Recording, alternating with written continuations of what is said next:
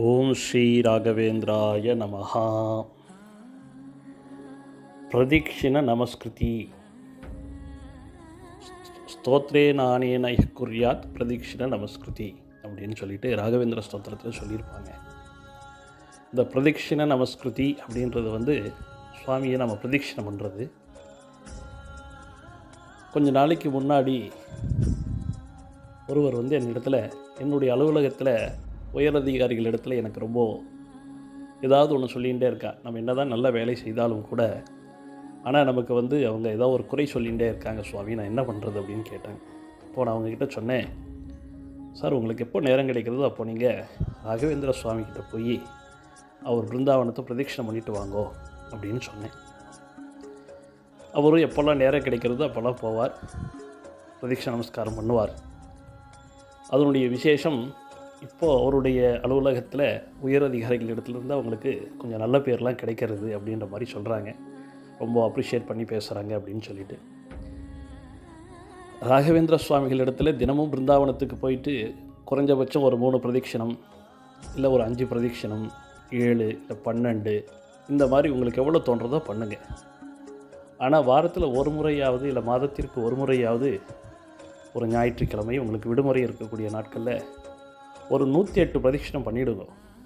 அது பண்ணும்பொழுது என்ன ஆகுனாக்கா, உங்களுக்கு இந்த தொந்தரவுகள்லாம் என்ன இருக்கோ இதெல்லாம் வராமல் அவர் சரி பண்ணி கொடுத்துருவார். குருவின் நமக்கு இருக்கக்கூடிய அந்த குருவை மிஞ்சியது உலகத்தில் வேறு யாரும் நமக்கு நல்லது பண்ணுறவங்க யாரும் கிடையாது. அதுலேயும் ரொம்ப விசேஷமாக ராகவேந்திர சுவாமிகள் இடத்துல வந்துட்டோம் அப்படின்னு சொன்னோன்னாக்கா, அவர் நம்ம கேட்டது என்ன கேட்குறோமோ அது அப்படியே நமக்கு கொடுக்குறார். அதில் எது நல்லதுன்னு பார்த்து எடுத்து கொடுக்குறார். அதுதான் அவருடைய ரொம்ப விசேஷமானது.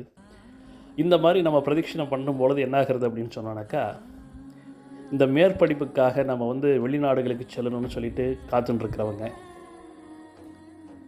இங்கேயே இருந்து டாக்டருக்கு படிக்கிறவங்க, ஆடிட்டிங்க்கு படிக்கிறவங்க கஷ்டமாக இருக்குது அப்படின்னு சொல்கிறவங்க,